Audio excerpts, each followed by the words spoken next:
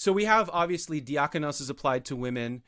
There are other titles in the New Testament that play a really big role for people when it comes to women in ministry today. And maybe later on we can get into how we reason from the New Testament to our own context. But I'm thinking of titles like elder or overseer, which are explicitly attributed to men, but maybe not exclusively to men. I'd be interested to hear your thoughts on that. It strikes me that Paul's only letter, only undisputed Pauline letter that uses the term overseer right at the beginning, Philippians, right, to the overseers and deacons, is a letter written in part to mediate an argument between, it seems like, women leaders in the church, very clearly, Euodia and Syntyche, in a church, by the way, according to Acts, which began in a woman's house, Lydia.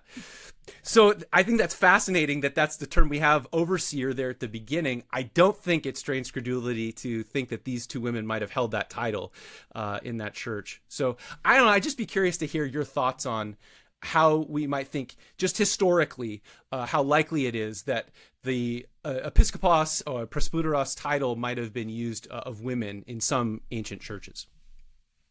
I think it's very likely that it was used of women in some ancient churches, like you say. I think so. Things to consider are, number one, that words like episkopoi, although they're masculine, plural in Greek, as you know, the masculine plural is often used to include Right. both genders, right? So brothers Right. is said when we mean brothers and sisters in lots of contexts. And so in a way, we don't really know the gender of the addressees when Paul just says episkopoi, right? Right. Same with presbyters. And so even though deacons is explicitly in 1 Timothy 3 suggests there's deacons and then there's women deacons. So it's like, but the word is the same, right? There's just special qualifications of deacons who are women. That doesn't mean that it couldn't also be the case that you could use the word as in a gender inclusive way. So I think that should give us some openness to reconsider what was going on in that situation.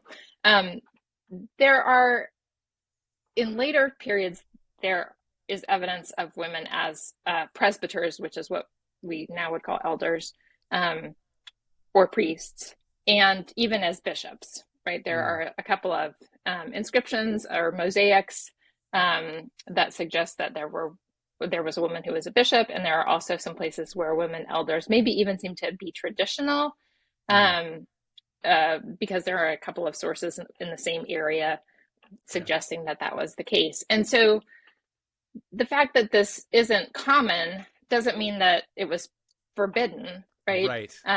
It may just mean that, there are different practices in different localities, for one thing, and we can't ever stop remembering how diverse ancient Christianity is, and in both belief and practice. And so there's that part of it, but there's also the fact that, it's less likely that women will take on the most important roles in the ancient world, right? Even with all the prohibitions against women as, leaders who did like legislative and judicial functions, there are some women who are queens in the ancient world, right? Cleopatra, of course, is the famous one that comes to mind, or Alexandra / Shalamzion in the 1st century BC in Judea.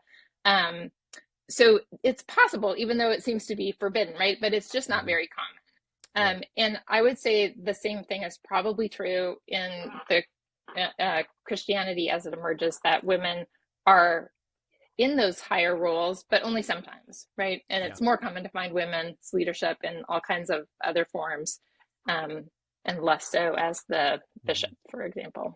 Yeah. No, thanks so much for watching this video. If you enjoyed it, please make sure you subscribe using the link below and check out some more of our videos.